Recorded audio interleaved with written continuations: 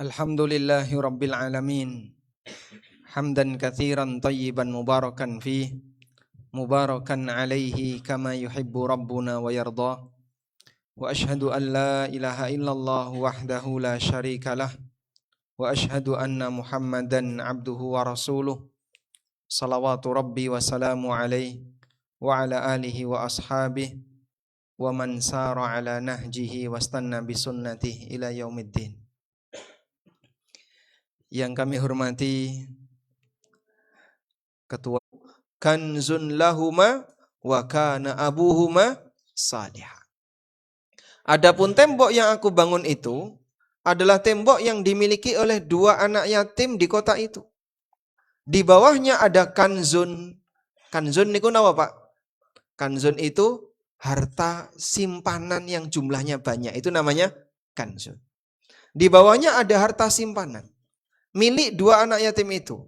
Wa kana abuhuma salihah, dan bapak kedua anak yatim itu adalah orang soleh.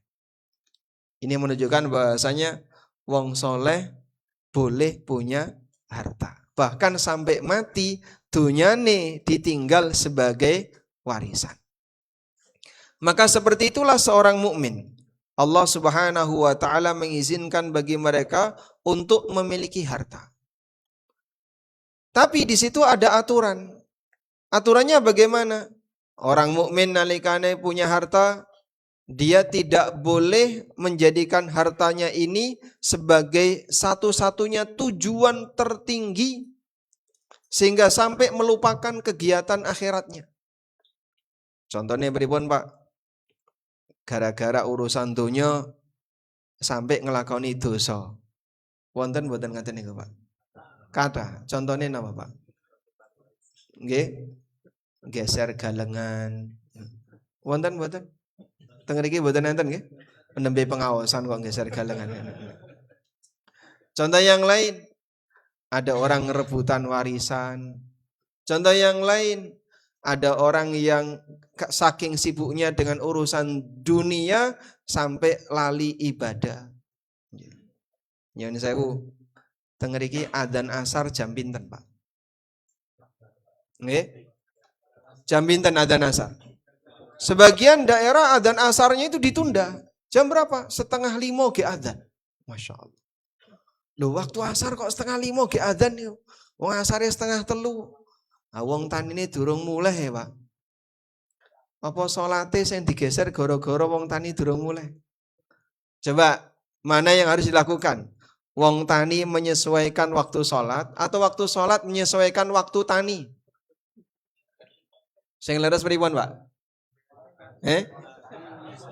Wong petani seharusnya menyesuaikan waktu sholat. Tapi nek durung rampung pripun? Wah, nanggung niki. Gek macul kubak lendut tiba-tiba masuk waktu asar. Kita perlu lihat di sini. Ternyata banyak orang yang terkadang lebih mementingkan urusan dunia sampai nyuwun sewu, waktu sholat niku digeser. Yang seharusnya sejam yang lalu itu sudah masuk waktu asar, ini adzannya ditunda sampai mepet mau maghrib. Kalau niki nggih nate, Pak, tinggal di sebuah daerah yang waktu asarnya itu 1 jam sebelum maghrib. Padahal jalan antara asar sampai maghrib itu kan kurang lebih pinten, Pak? Wonten 3 jam? Nek saniki jam 3 sampai jam 6. Berarti kirang langkung 3 jam. Tapi saking telatnya itu digesernya adzannya itu mendekati waktu maghrib. 1 jam sebelum maghrib. Masya Allah. Kados ngaten niki angsal napa mboten, Pak? Nabi SAW pernah mengingatkan dalam sebuah hadis yang diriwayatkan oleh Muslim. Tilka salatul munafik, tilka salatul munafik, tilka salatul munafik. Kaya ngono salate wong munafik. Kaya ngono salate wong munafik. Diulang sampai 3 kali. Kaya ngono ku salate wong munafik. Seperti apa itu salatnya orang munafik? Ya jelisu yarkubu syamsa, menglunggah-lungguh karo nyawang srengenge. Itu zaman dulu. Kalau sekarang kan duduk-duduk sambil lihat jam. Engkosa, enggose, engkosa, enggose. Enggose dolanan manuk sih. Sehingga wis mepet maghrib sek dolanan manuk. Wonge durung adus tapi dia mainan burung, biasanya ngabur napa? Doro. Mepet-mepet maghrib sampai dia sholat asar menjelang maghrib. Yajlisu yarkubu syamsa, dia duduk sambil lihat matahari. Hatta idza gharabat baina qarnai syaitan. Sampai nalikane srengenge itu baru akan sebentar lagi tenggelam di antara dua tanduk setan. Tenggelam di antara dua tanduk setan tegese mau terbenam. Naqara arba'an, menungsahne mematuk sebanyak 4 kali. Maksudnya sholatnya cepat. Rukuk sujute diibaratkan Nabi SAW kados dene pitik nyucuk. Orangnya mematuk sebanyak 4 kali karena saking cepatnya ketika dia rukuk dan sujud. Itu disebut oleh Nabi SAW sebagai sholate wong munafik. Dalam hal ini yang bersangkutan melakukan beberapa pelanggaran. Nomor 1, menunda waktu sholat. Dan ini termasuk di antara pelanggaran yang serius. Karena itu di antara sifatnya orang munafik adalah wa idza qamu ilas sholati qamu kusala. Nalikane nglakoni salat wong munafik niku mbeler, males, abot le nglakoni. Engko sa. Dia suka menunda salat. Makanya para ulama menjelaskan waktu asar niku ada 2, Pak. Ada yang disebut dengan waktu ikhtiyari dan ada yang disebut dengan waktu doruri. Waktu ikhtiyari niku napa, Pak? Waktu ikhtiyari adalah rentang waktu di mana seorang muslim boleh memilih mau di awal, di tengah atau di akhir, yang penting masih di rentang waktu ini. Ini disebut dengan waktu ikhtiyari. Walaupun dia tidak punya uzur. Yang kedua ada waktu doruri. Waktu doruri ini kenapa, Pak? Rentang waktu di mana seorang muslim diperbolehkan untuk menggunakan waktu ini apabila yang bersangkutan punya uzur atau dalam keadaan terdesak. Misalnya, pulang dari safar sehingga nggak bisa sholat nalikane di jalan, maka dia menunda pelaksanaan sholatnya di waktu doruri. Ini boleh karena punya uzur. Contoh yang lain, piyambake sakit, butuh istirahat yang lebih lama sehingga sholatnya tertunda karena sedang tidur, boleh dilakukan di waktu doruri karena punya uzur. Nek tani niku termasuk darurat boten, Pak. Loh kan bisa ditinggalkan sementara. Siapa yang mengerjakan sholat di waktu doruri tanpa uzur, sholatnya sah tapi piyambake berdosa. Loh kenapa berdosa, Pak? Karena Nabi SAW menyebut orang yang menunda waktu sholat sampai waktu doruri tanpa uzur seperti sinten? Wong munafik. Kados dene sholate wong munafik. Terus batasnya waktu doruri dengan waktu ikhtiyari niku napa, Bapak? Batas untuk sholat asar antara waktu ikhtiyari dan doruri adalah ketika matahari itu masih terlihat putih. Itu waktu ikhtiyari. Kalau sudah srengenge wis ketok kuning, nah itu berarti sudah masuk waktu doruri. Berarti ini kira-kira sengaja nunda adzan niku angsal napa mboten? Dilihat dulu. Kalau masih di waktu ikhtiyari boleh. Tapi nek sampun melebet waktu doruri, nah ini pelanggaran. Karena waktu doruri itu hanya berlaku untuk mereka yang punya uzur. Nyambut gawe ya uzur toh, Pak. Wong sing jenenge nyambut gawe kok golek nafkah. Mosok uzur kok bendino, Mas? Tiap hari seperti itu sampai nggeser waktu sholat. Sehingga mungkin perlu dilakukan penyesuaian.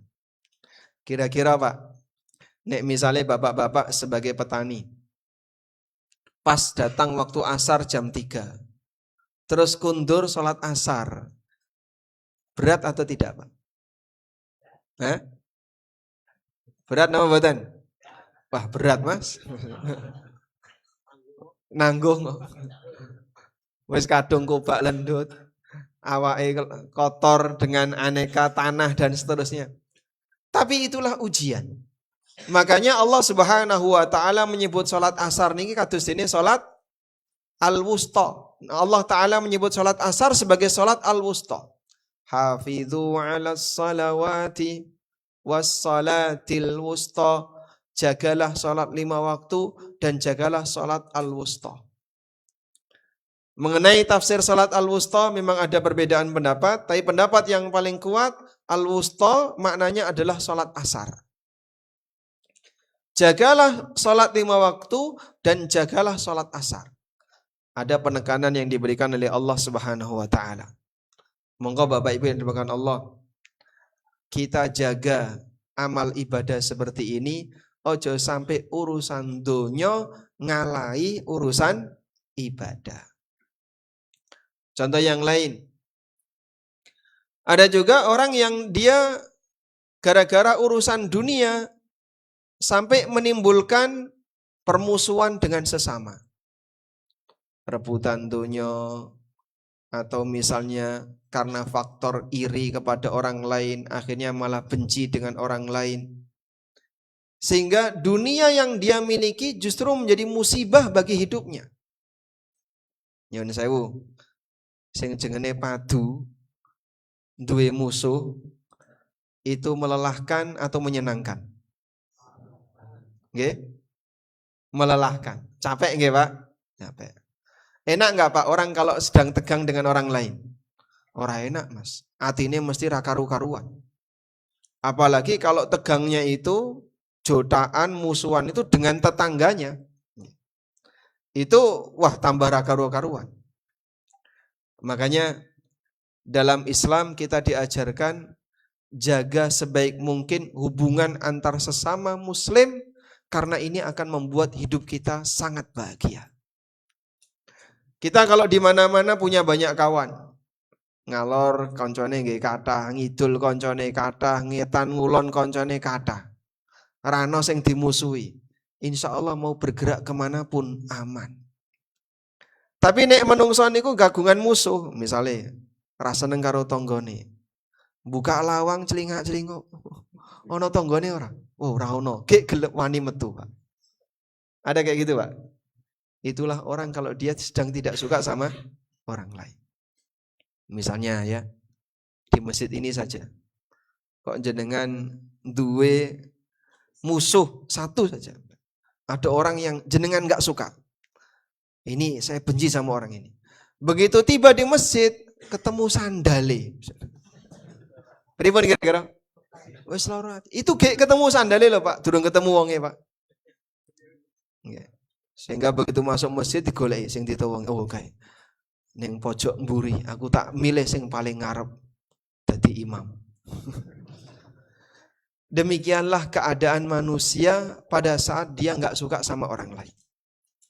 Oleh karena itulah Allah Subhanahu wa taala mengatakan innamal mu'minuna ikhwatun fa aslihu baina akhawaikum. Sesungguhnya orang mukmin itu bersaudara. Maka jagalah hubungan persaudaraan di antara kalian. Jaga hubungan persaudaraan niku tegese pripun? Segala sesuatu yang bisa mewujudkan rasa cinta sesama muslim lakukan. Makanya Nabi SAW mengajarkan, nek jenengan seneng karo sesama muslim, sampaikan, nyatakan. Tapi nek ra seneng, rahasiakan. Sehingga mencintai orang lain itu disampaikan, tapi kalau membenci orang lain, pripun? Dirahasiakan. Pernah satu ketika Nabi SAW sedang duduk bersama seorang sahabat. Tiba-tiba lewat sahabat A. Nah, ketika sahabat A ini lewat, orang yang berada di dekat Nabi SAW tadi mengatakan, ya Rasulullah, inni la uhibbu hadha. Ya Rasulullah, kula niku remen kalih sing lewat tadi. Nabi SAW tanya, alam tahu, apakah kamu sudah memberitahu kalau kamu senang sama dia? Sahabat ini, belum ya Rasulullah. Nabi SAW mengatakan, a'limhu, coba kasih tahu. Falahiqahu, akhirnya dikejar, Pak. Begitu ketemu sahabat A, maka sahabat ini mengatakan, inni uhibbuka fillah. Lalu dijawab oleh sahabat tadi, ahabbakalladzi ahbabtani fihi. Semoga Allah mencintai kamu disebabkan karena kamu mencintai aku karena Allah. Ahabbakalladzi ahbabtani fihi.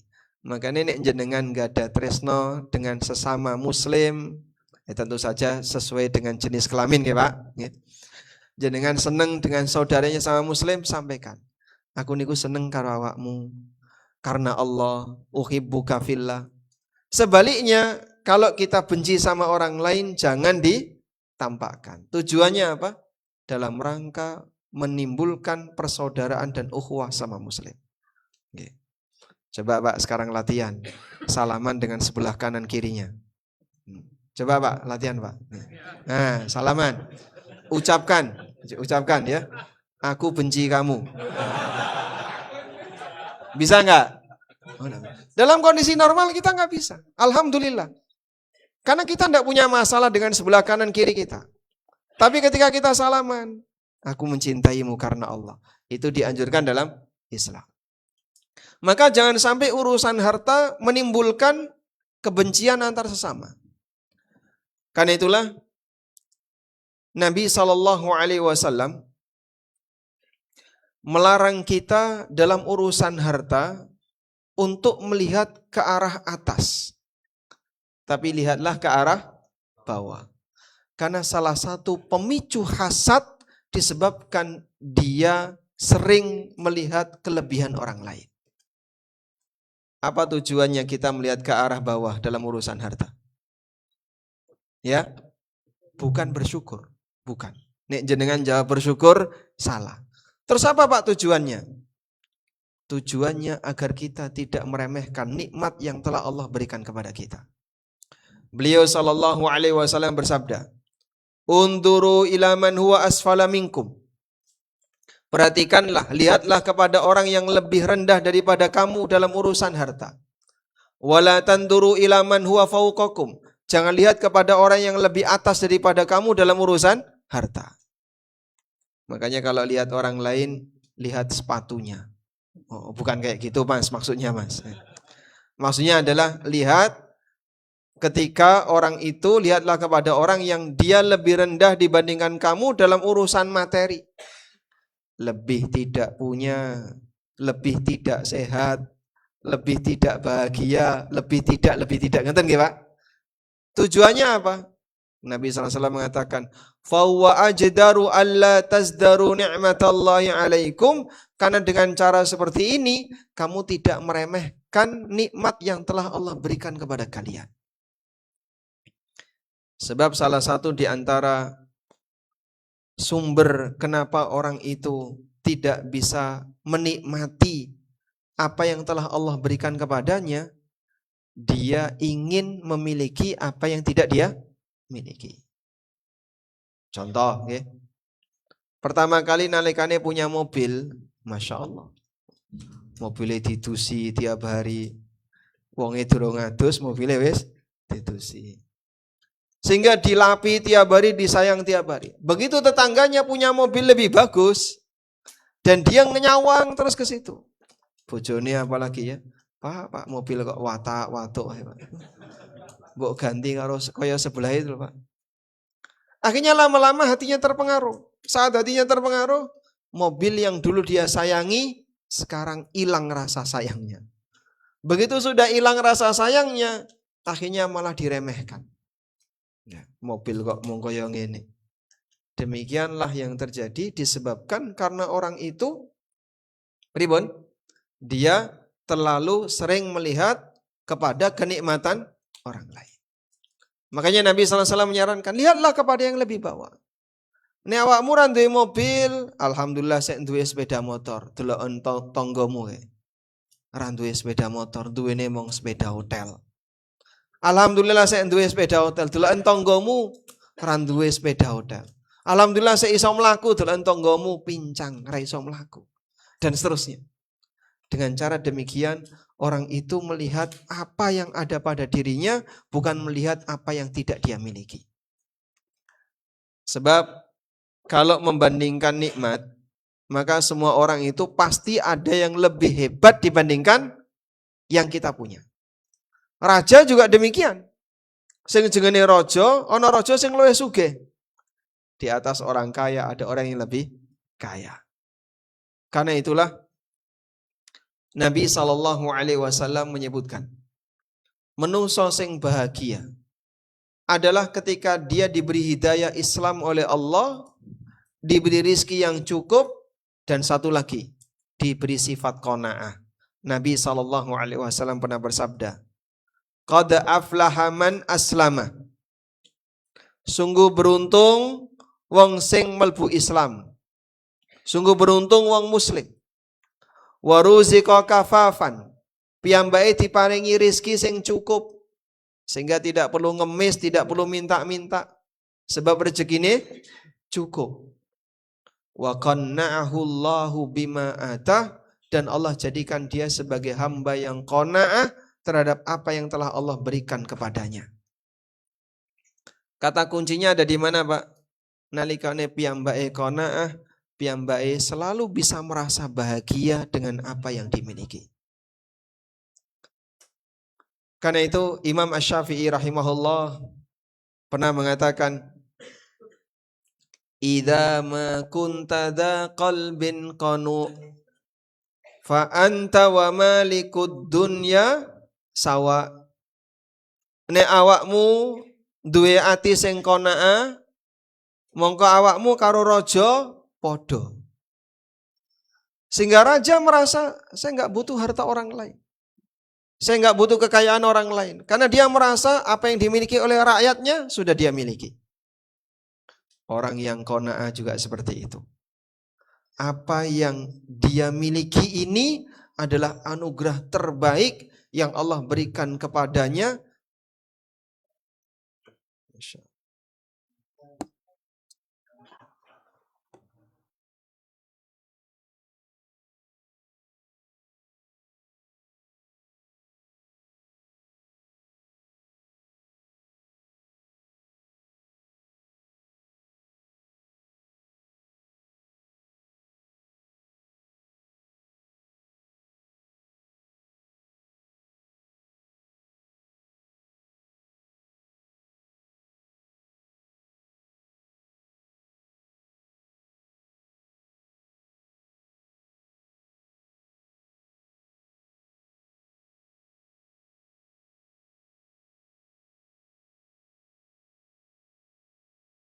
Maka dia akan merasa bisa bahagia. Karena inilah sumber ketenangan hati seorang mukmin. Dan mohon Bapak Ibu yang dimuliakan Allah, untuk bisa menciptakan suasana qanaah dalam keluarga butuh kerjasama.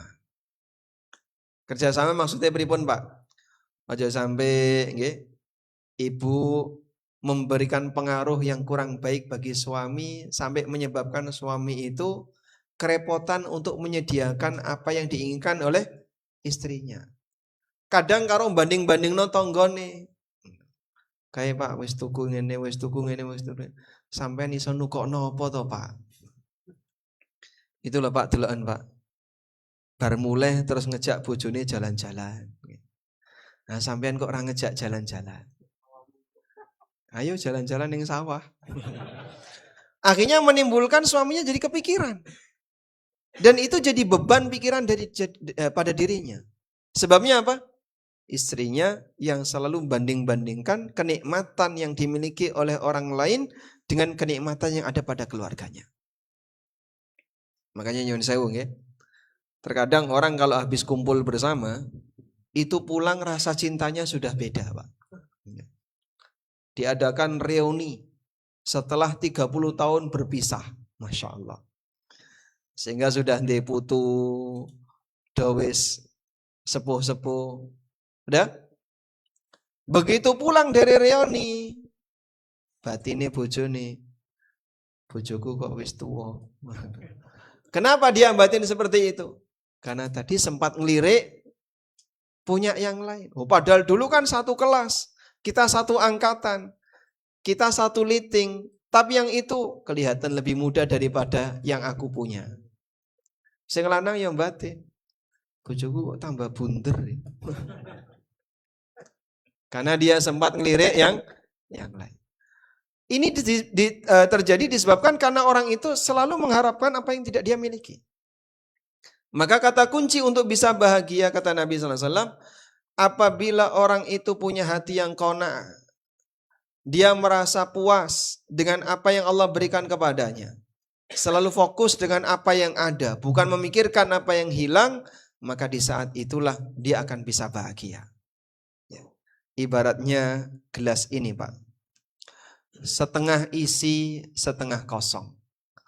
Kalau kita selalu berpikir apa yang hilang, nggak ada ujungnya.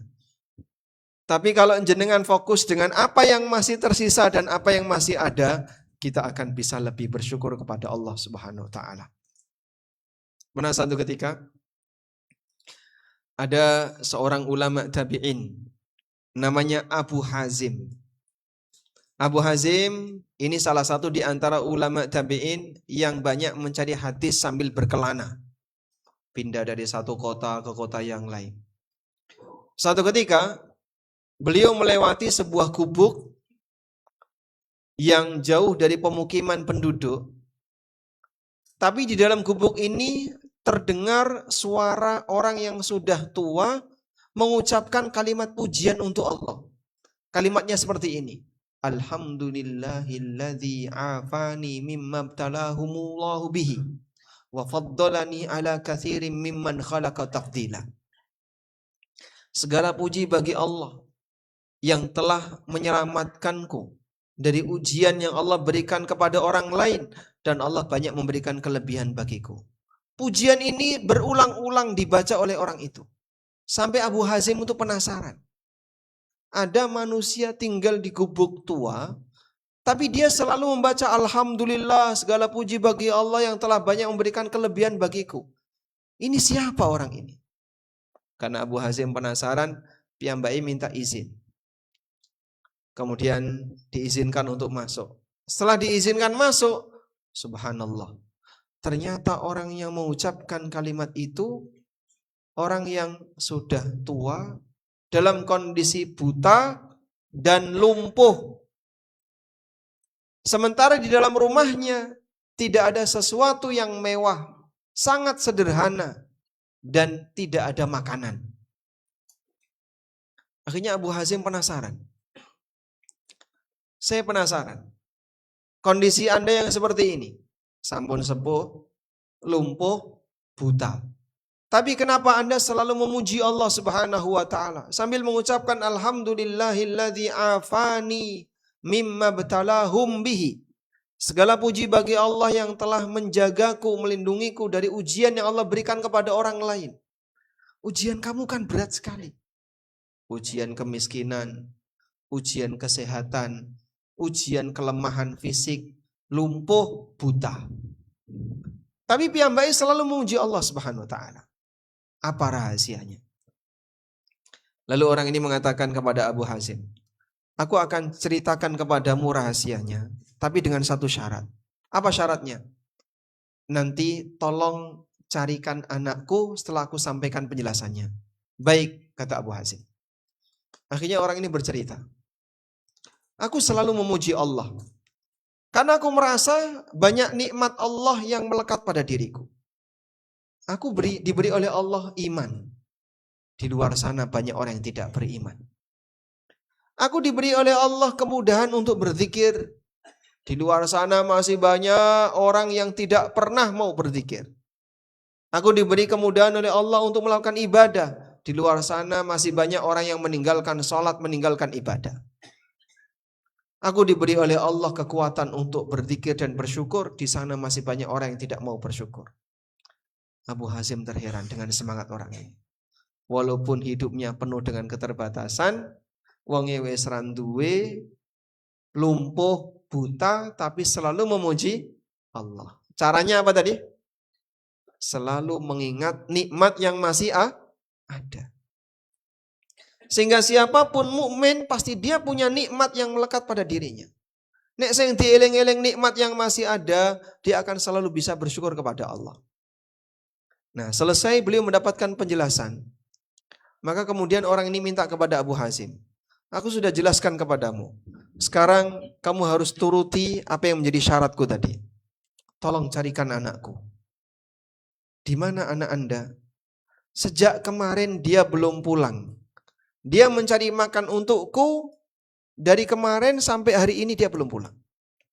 Terus gimana ciri-cirinya? Ciri-cirinya disebutkan. Dia masih di usia remaja, kurang lebih usia SMP. Ketinggiannya kurang lebih sekian. Ciri-cirinya seperti ini wajahnya. Tolong kamu carikan.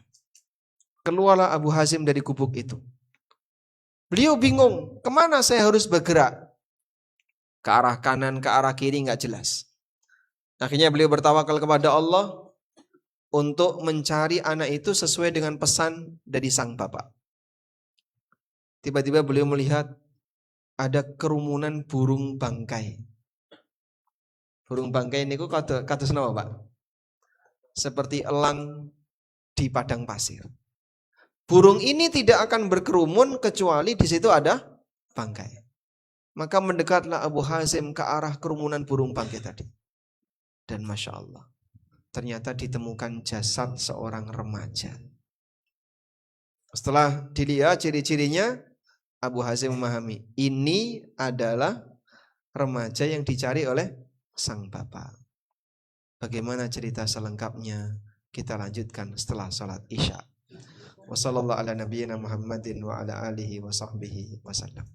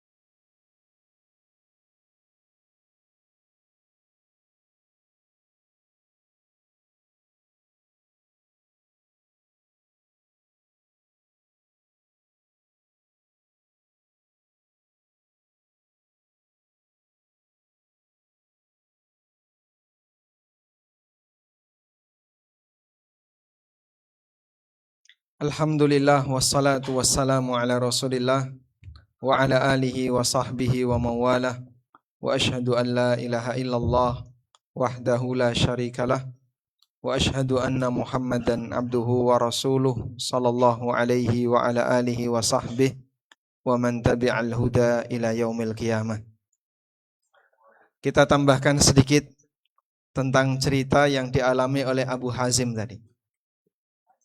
Setelah Abu Hazim memastikan bahwa yang meninggal ini adalah anak dari orang tadi, akhirnya beliau balik.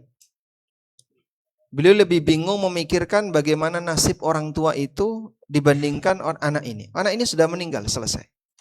Tapi bagaimana orang tua yang bersangkutan ini akan hidup? Sebab tidak ada yang menemaninya selain anak ini.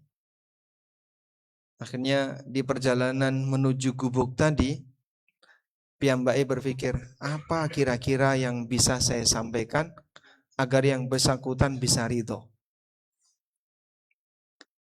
Begitu sampai di rumah tadi, Abu Hazim minta izin. Aku ingin menyampaikan sebuah berita kepadamu. Tapi tolong dulu jawab pertanyaanku. Siapa yang lebih mulia? Kamu ataukah Nabi Ayub? Lalu orang ini bilang, Nabi Ayub lebih mulia. Siapa yang lebih berat ujiannya? Kamu ataukah Nabi Ayub? Kemudian orang ini bilang, Nabi Ayub lebih berat ujiannya. Kemudian Abu Hazim mengatakan, kalau begitu bersabarlah, anakmu telah meninggal. Piyambake nangis, Pak. Nangis sesenggukan sampai tersedak. Ketika tersedak, beliau meninggal dunia. Ketika itu. Nah, disinilah kita bisa mendapatkan pelajaran bahwasanya seorang muslim, dia punya nikmat yang Allah berikan kepadanya. Walaupun mungkin tinggal nikmat bisa dzikir, nikmat bisa bernafas, nikmat masih selalu ingat kepada Allah, menjalankan ibadah. Ingat bagian itu. Insya Allah nek sing dieling-eling apa yang masih tersisa, dia akan masih bisa bersyukur. Orang soleh ini namanya Abu Kilabah Al-Jarmi. Seorang ulama tabi'in, muridnya Anas bin Malik radhiyallahu anhu. Ketabahannya yang luar biasa, sabarnya yang luar biasa, sampai beliau rahimahullahu ta'ala, walaupun diuji oleh Allah dengan ujian yang demikian berat, tapi masih selalu bisa bersyukur karena mengingat apa yang masih ada pada dirinya. Maka hidup ini yang penting bukan melihat apa yang hilang, apa yang tidak ada, tapi lihatlah apa yang masih tersisa. Selanjutnya, di antara yang bisa membuat orang itu jadi tidak bisa bahagia adalah karena masalah hasad. Kadang kan hasad itu kan tiba-tiba muncul nggih Pak? Tidak diundang tiba-tiba muncul. Kenapa hasad itu muncul? Karena orang merasa bahwasanya kenikmatan orang lain lebih tinggi daripada dirinya. Dan manusia tidak ingin ada orang yang lebih mulia dibandingkan dirinya dalam masalah kenikmatan. Akhirnya dia nggak seneng kalau ada orang lain yang lebih nikmat dibandingkan dirinya. Di saat itulah hasad itu muncul. Makhluk yang pertama kali hasad, dan karena hasadnya itu sampai dia kufur kepada Allah, siapa namanya? Namanya siapa? Iblis. Iblis niku hasad kepada siapa? Adam. Kenapa dia hasad kepada Adam? Kenapa dia hasad kepada Adam? Karena dia diperintahkan untuk sujud kepada Adam, padahal dia merasa lebih baik daripada Adam. Baik. Hasad niku napa Pak? Hasad adalah, ada yang bisa ngasih definisi hasad? Hasad niku napa Pak? Hah? Coba angkat tangan dulu, angkat tangan. Nggih, monggo. Iri hati disertai rasa dengki. Bedanya iri dengan dengki niku napa?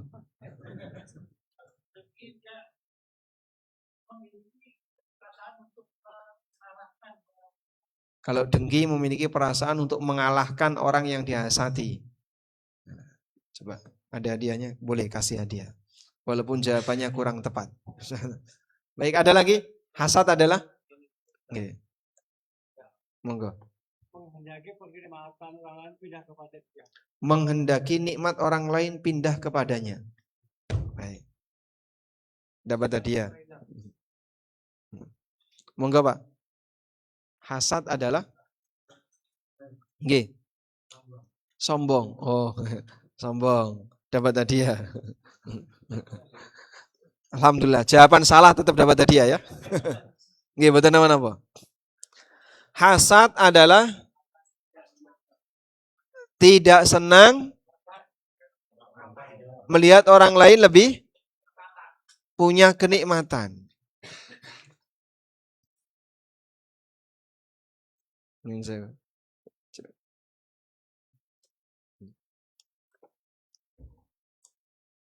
Bismillah, bismillah, bismillah. Cek. Niki wonten suara. Ada di luar. Nggih. Kecil. Bismillah. Mboten enten niki.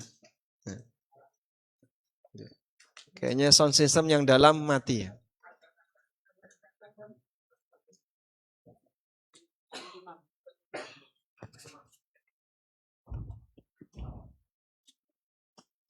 Bismillah.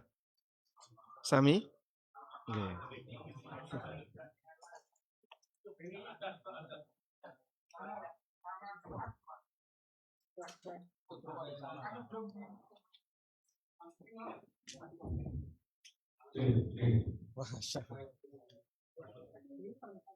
Tapi itu di luar ya. Bismillah. Cek. Luar atau dalam? Luar. Bismillah.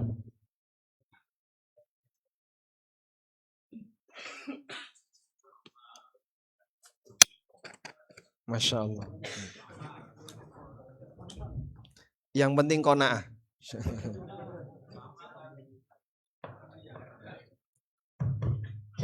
Alhamdulillah. Nah, sekarang hidup lagi. Oke. Jadi pengertian dari hasad adalah at-tamanni zawalan ni'mati anil ghair. Berangan-angan, berharap agar kenikmatan yang dimiliki oleh orang lain itu hilang. Baik dia berharap nikmat itu pindah kepada dirinya, atau tidak berharap nikmat itu pindah kepada dirinya. Yang penting pokoknya ojo sampai orang ini punya nikmat, itulah hasad. Aku rasa seneng nek kono bahagia. Aku rasa seneng nek kono duwe nikmat. Itu hasad.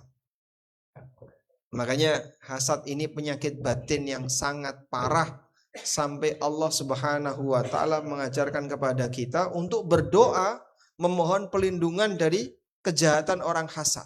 Wa min syarri hasidin idza hasad. Aku bermohon pelindungan kepadamu ya Allah dari kejahatan wong sing hasad nalikane hasad.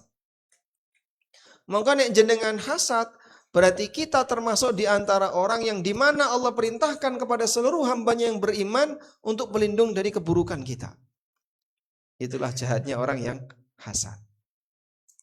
Karena itu biasanya Pak, orang yang hasad itu dia tidak mengupgrade dirinya, tidak meningkatkan kualitas dirinya. Maksudnya pripun Pak? Contohnya kayak tadi ya. Iblis hasad kepada Adam. Kenapa Adam itu lebih dimuliakan oleh Allah? Karena dia lebih berilmu daripada iblis dan malaikat. Tapi iblis tidak pernah kemudian tanya sama Adam, Adam, gimana sih caranya bisa pintar kayak kamu? Coba ajarkan kepadaku ilmu yang telah Allah ajarkan kepada kamu. Tidak seperti itu. Orang hasad tidak seperti itu Pak. Sehingga misalnya si A duwe tonggo luwih sukses luwih sugih. Yang dilakukan oleh si A bukan bagaimana dia belajar untuk sukses dan kaya seperti tetangganya. Tapi yang diharapkan adalah piye caranya pokoknya kekayaan dan kesuksesan tetangganya ini hilang. Itulah orang hasad. Dan hasad ini bisa melekat pada semua manusia tanpa pandang bulu.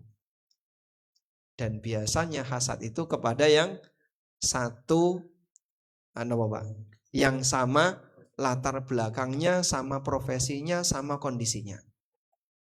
Misalnya nggih, wong tani hasad kali sinten? Wong tani. Pedagang hasad karo pedagang. ASN hasad karo ASN. Ustad hasad kali ustad. Wonten mboten? Mboten. Mboten. Nek teng mriki mboten enten. Alhamdulillah. Sehingga masing-masing punya hasad tapi kepada yang sejenis. Kenapa? Karena dia merasa bahwasanya saya kalah saing dengan orang itu. Maka misalnya petani A, petani B, sawahe tonggonan. Yang ini sukses. Nandur lombok berhasil, nandur semongko berhasil, nandur pari nggih berhasil. Yang ini sering gagal. Tiba-tiba muncul hasad. Ketika dia muncul hasad, bukan dia belajar bagaimana cara untuk bertani yang berhasil, tapi yang dia lakukan adalah bagaimana keberhasilan tetangganya ini rusak. Sehingga kadang dia nggak terima. Akhirnya apa yang terjadi? Wit lomboknya dibabati. Wah. Dia tidak ngambil lombok, dia tidak mencuri, tapi bagaimana agar lombok sebelahnya ini mati. Kadang orang yang disiram racun, wonten mulai yang dikirimi tikus, ada yang pakai trik A, trik B dan seterusnya. Disebabkan karena hasad. Makanya hasad ini sangat berbahaya. Karena itulah Allah Subhanahu wa taala menjadikan sifat hasad ini tidak boleh berada di surga. Sehingga penduduk surga sifat hasadnya dicabut oleh Allah Subhanahu wa taala. Allah taala mengatakan wa naza'na ma fi sudurihim min ghillin ikhwanan ala sururin mutaqabilin. Kami cabut dari hati penduduk surga itu min ghillin, kedengkian, sifat hasad, benci, iri kepada sesama. Ikhwanan ala sururin mutaqabilin, mereka bersaudara dan mereka bergembira, berbahagia sambil berhadap-hadapan. Sehingga penduduk surga antara satu dengan yang lain semuanya bahagia. Digambarkan oleh Nabi SAW, atine penduduk surga itu seperti satu hati. Dalam sebuah hadis yang diriwayatkan oleh Bukhari Muslim, Nabi SAW pernah bersabda, walikulli wahidin minhum zaujatan. Masing-masing penduduk surga diparingi 2 istri. Yura mukhu suqihima min wara'il lahmi minal husni. Saking glowingnya wanita surga, itu sampai sumsum tulangnya kelihatan dari balik kulit. Masya Allah. Rasa dibayangno. Ya karena nggak bisa dibayangkan. Sehingga hanya bisa diceritakan tapi tidak bisa dibayangkan. Koyo apa itu Pak? Berarti dagingnya koco ini Pak. Tidak mungkin bisa dibayangkan. Lalu kata Nabi SAW, la ikhtilafa bainahum wa la tabaghudha. Tidak ada perselisihan di antara mereka dan mereka tidak saling benci. Qulubuhum qalbun wahid. Hati mereka itu seperti satu hati. Sehingga antara ini penduduk surga yang derajatnya paling tinggi dan penduduk surga yang derajatnya paling rendah, semuanya bahagia. Itu yang dimaksud hati mereka seperti satu hati. Gak ada ceritanya misalnya penduduk surga yang bawah ngelirik sing dhuwur, kok bidodarinya lebih oke ya. Akhirnya loro hati. Kok kono luwih apik surgane, akhirnya loro hati. Enggak ada ceritanya seperti itu. Semuanya bahagia. Hati mereka seperti satu hati. Karena itu antar sesama istri di surga, mereka tidak saling cemburu, tidak saling hasad. Sebabnya apa Pak? Sifat hasadnya sudah dicabut oleh Allah Subhanahu wa taala. Misalnya ada ibu-ibu yang khawatir, Pak Ustadz boleh nggak saya berdoa kepada Allah? Beri puntungan Ibu. Saya mau minta kepada Allah agar nanti suami saya tidak dikasih bidadari Pak Ustadz. Masya Allah Bu, sampai ini sudah menyiksa di dunia, menyiksa di akhirat. Pun boten sah khawatir. Nek garwane jenengan mlebu swarga, istrinya nanti jadi ratu bidadari. Lah terus nek ono bidadari liyane Pak, sing cantik-cantik. Sampean tidak punya sifat dengki, sifat iri, sifat cemburu kepada yang lain, tidak ada. Semuanya dicabut oleh Allah, semuanya bahagia. Ya, makanya kalau mau berlatih jadi bidadari di akhirat, boleh dilakukan ketika di dunia. Setuju buatan Ustaz? Baik. Dan dengan sebab inilah penduduk surga itu bisa bahagia. Kata Ibnu Jauzi rahimahullah dalam kitab beliau Saidul Khatir. Beliau mengatakan, "Wa ma taba 'aisyu ahlil jannah illa hina nuzi'al hasadu wal ghillu min sudurihim." Kehidupan penduduk surga tidak akan terasa nikmat sampai ketika Allah Subhanahu wa taala mencabut rasa benci dan hasad dari hati mereka. Walaula annahu nuzi'a, andaikan sifat hasad dan kebencian itu tidak dicabut oleh Allah, tahasadu wa tanghassu aishuhum, maka mereka akan saling hasad dan hidup mereka akan tidak bisa bahagia. Hidup mereka akan sempit. Karena orang kalau dapat nikmat, tapi ada orang lain yang lebih nikmat, lalu dia merasa kurang dengan nikmat yang dia miliki, dia nggak bisa merasakan kenikmatan itu. Sebab apa? Ngelirik dengan apa yang dimiliki oleh orang lain.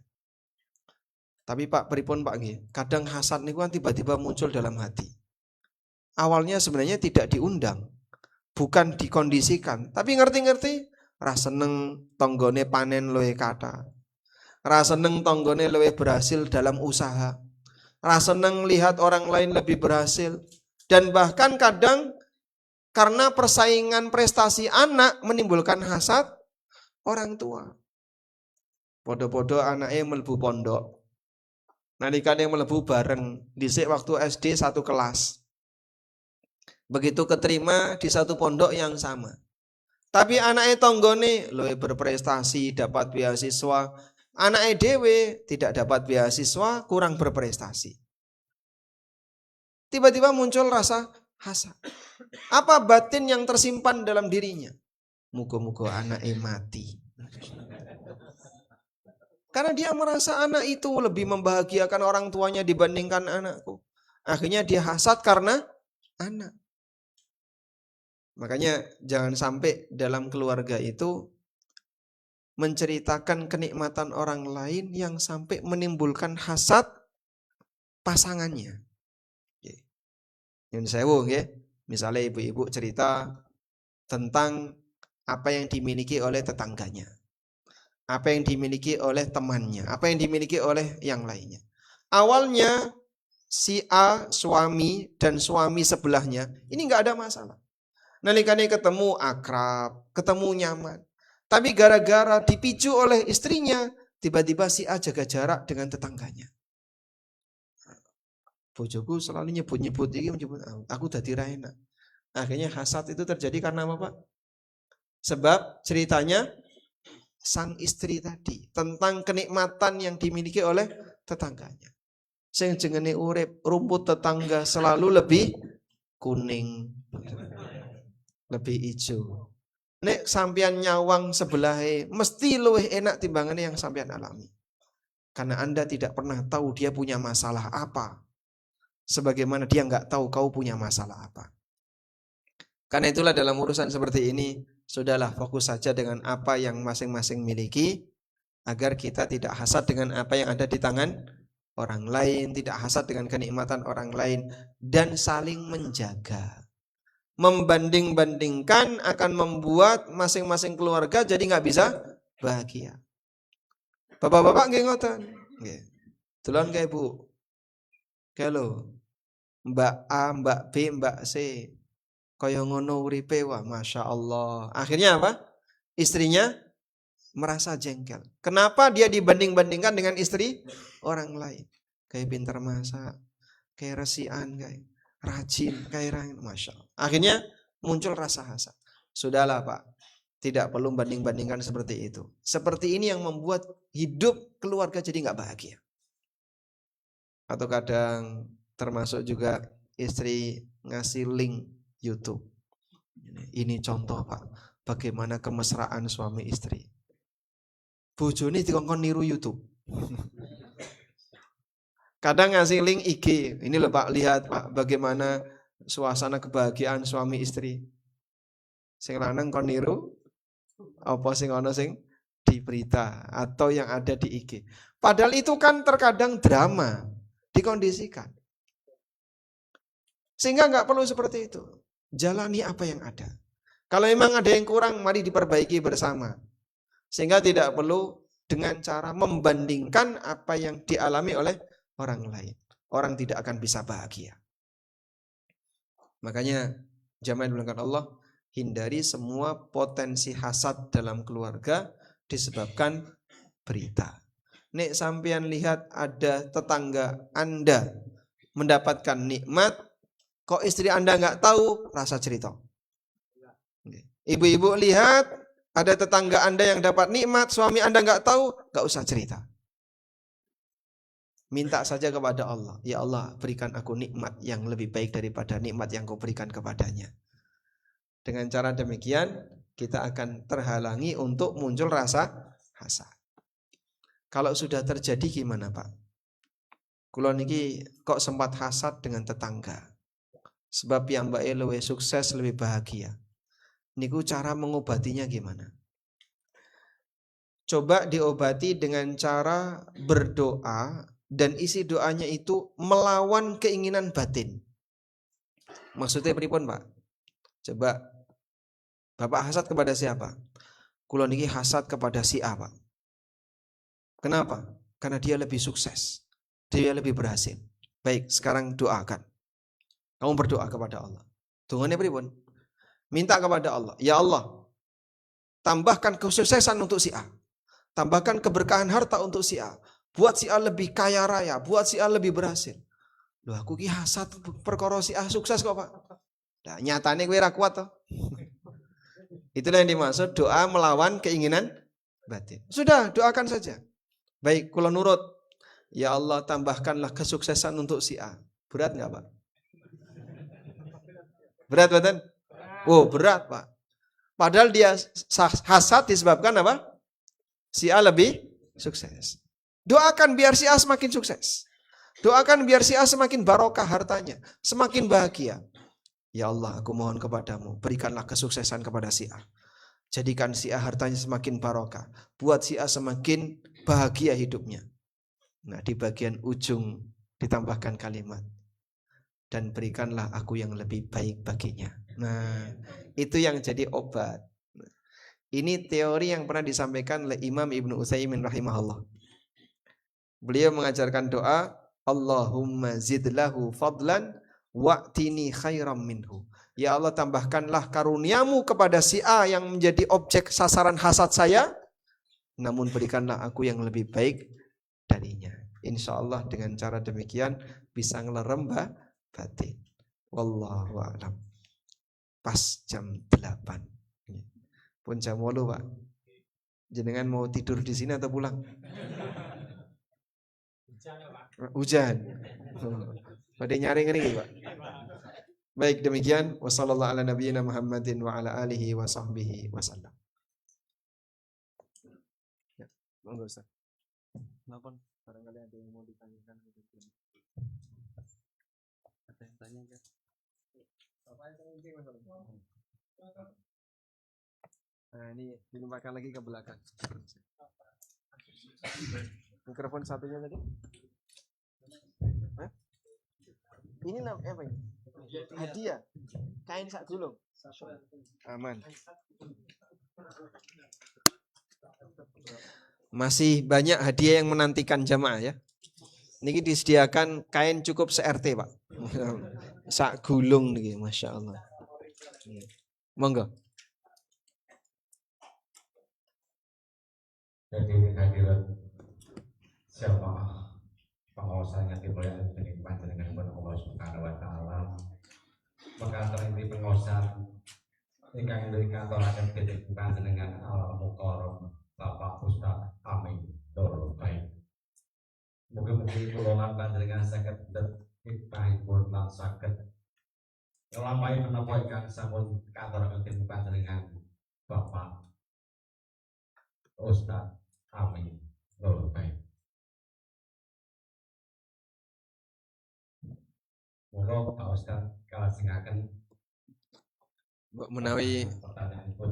oh ngoten nggih. Kiai tasih wonten kan. Insyaallah baik. Saya bertanya, jamaah menjawab. Insyaallah. Pertanyaan yang pertama. Bagaimana cara yang tepat untuk mengobati penyakit hasad? Insyaallah. Banyak sekali yang katakan. Monggo Ustaz, ditunjuk. Ah, ini monggo.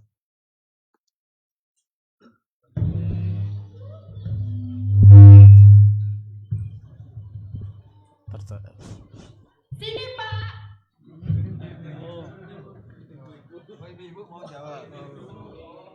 Oh baik, ibu-ibu mau jawab, monggo silakan. Ada. Oke, monggo silakan.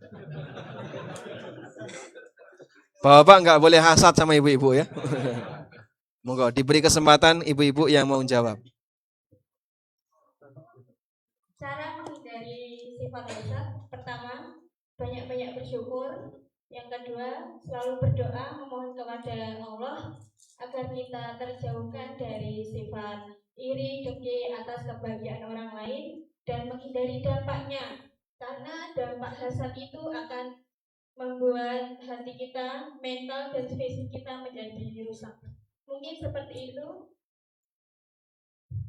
yang bisa saya jawab. Masya Allah, baik. Baik, dapat hadiah. Oh, sudah ada di belakang, sudah ada hadiah. Oke. Mungkin ada yang bisa melengkapi bagaimana obat kalau sudah terlanjur hasad. Monggo, Pak.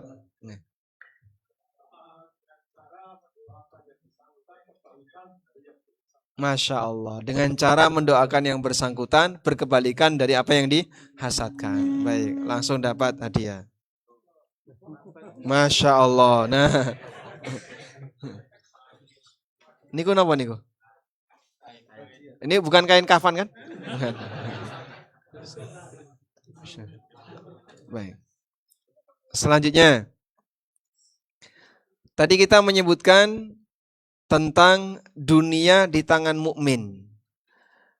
Kapan dunia di tangan mukmin itu tidak menjadi sumber musibah di hari kiamat? Nah, monggo Pak, silakan.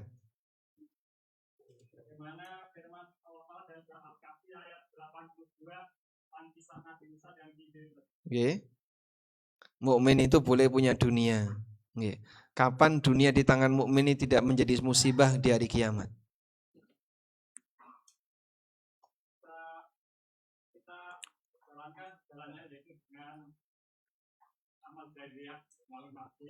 Untuk amal jariah bangun masjid. Tadi kan tidak ada di kajian kalimat itu. Gimana dapat hadiah? Monggo. Ada yang lain silakan. Baik. Oh di luar, oke, monggo. Silakan. Monggo. Bisa berdiri, Pak.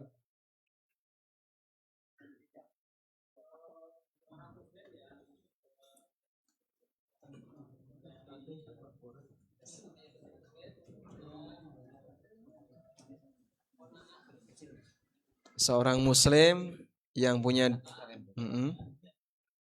Masya Allah, baik, dapat hadiah. Ada lagi? Monggo.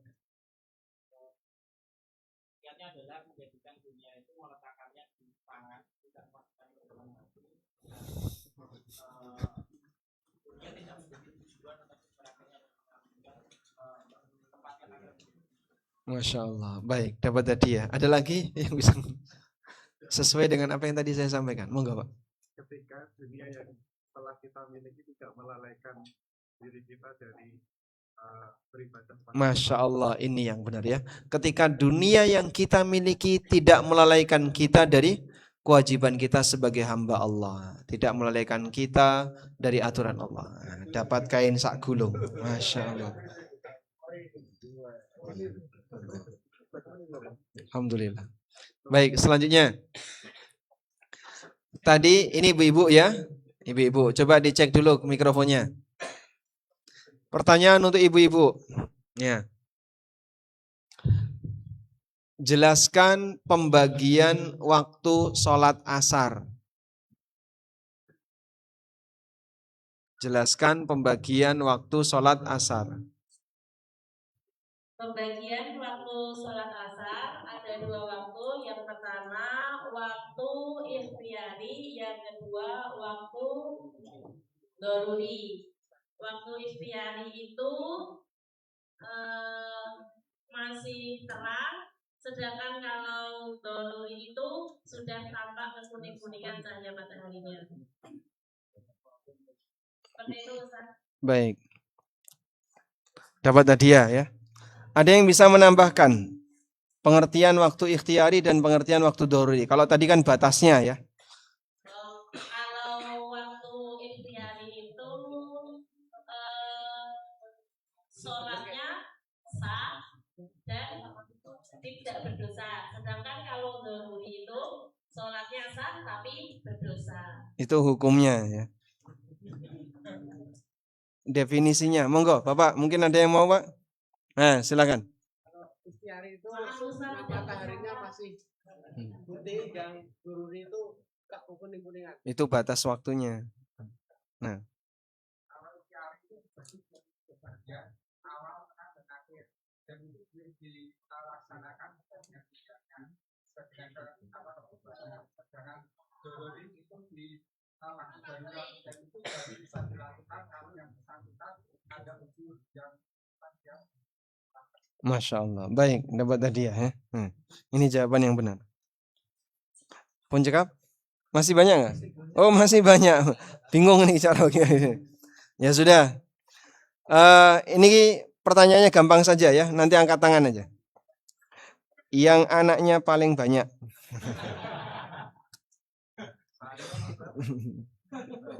Ustadz pinten? 9, kecuali Ustadz. Pinten Pak? 5, 7. Pinten? 5, 7. 9. Masya Allah. Baik. 9. Langsung dapat kain sakrol. Ada nggak? Oh ada. Biar dibagi-bagi sama anaknya. Alhamdulillah. Selanjutnya.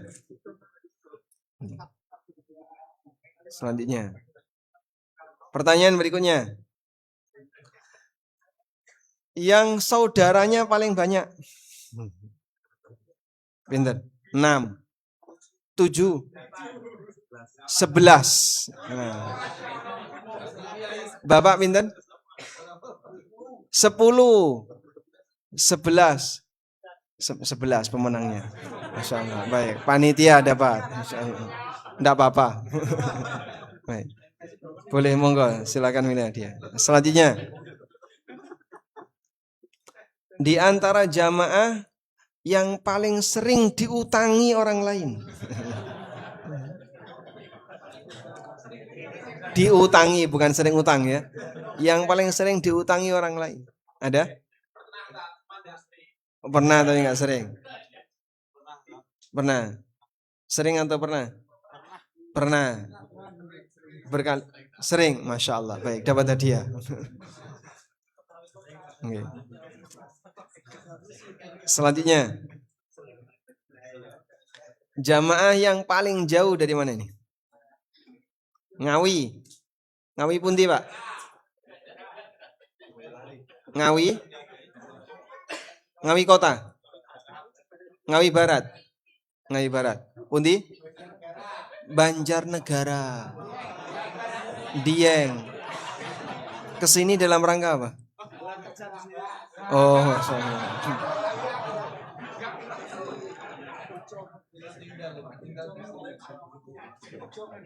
Bejong, Berjo, Margoyoso, Karanganyar, Kemiri, Kemuning, jauh ya ini? Sumatera Barat. Kemuning, Ngawi, lebih jauh Ngawi ya? Lebih jauh Ngawi. Kemuning dengan Ngawi lebih jauh. Monggo Ngawi dapat hadiah. Nah, beliau juga dapat hadiah. Kemuning.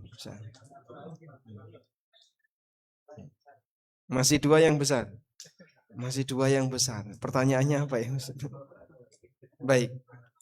Pertanyaannya. Ya. Tadi kita menyebutkan hadis tentang perintah dalam urusan dunia melihat ke arah yang lebih bawah. Apa tujuannya? Apa tujuannya? Sebentar. Yang belum. Pundi. Ya sudah ini. Apa tujuannya kita diperintahkan untuk melihat ke arah yang lebih bawah?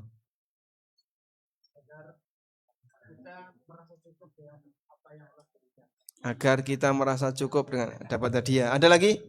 Masya Allah. Masya Allah. Nggih, monggo. Agar kita tidak meremehkan nikmat yang telah Allah berikan. Baik, dapat hadiah sak gulung. Masya Allah.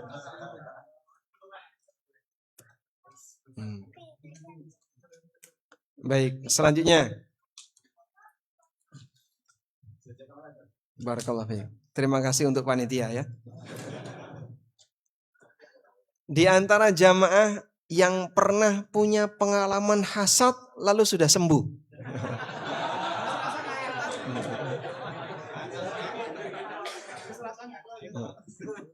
Saya pernah hasad seperti ini kemudian sudah sembuh, ada? Hah? Sebenarnya banyak. Hampir semua. Yang sudah sembuh, yang sudah plong, sudah nggak hasad lagi, ada? Nggak ada, baik. Berikutnya, yang terakhir ya, pertanyaan terakhir. Jelaskan definisi dari hasad. Ini angkatan pertama.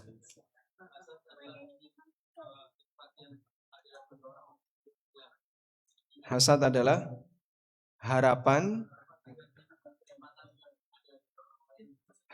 agar nikmat yang ada pada orang lain hilang, walaupun tidak pindah kepada dirinya. Walhamdulillah. Baik, mungkin itu yang bisa kita sampaikan. Baik, pun cekap Bapak. Nah, nanti hadiah yang lain kita serahkan kepada takmir untuk membaginya. Demikian yang bisa kita bahas. Semoga apa yang kita bahas ini menjadi ilmu yang bermanfaat bagi saya pribadi dan jamaah sekalian. Allahumma anfa'na bima 'allamtana wa 'allimna ma yanfa'una warzuqna ilma.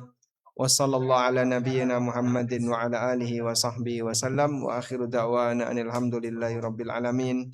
Wassalamu alaikum warahmatullahi wabarakatuh.